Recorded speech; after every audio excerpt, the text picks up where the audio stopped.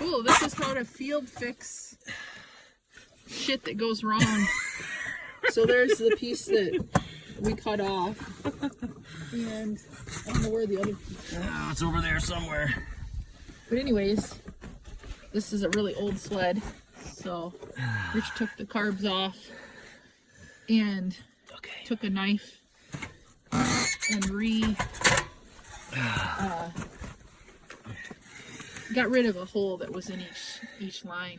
So it was just kind of spilling fuel. It's really old and the hoses aren't supple anymore. Oops, sorry. It's okay. So now putting the carbs on and we'll see if this field fix will work.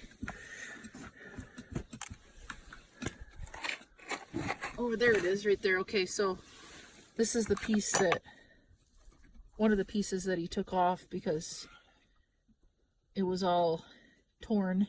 Fuel gushing out of it.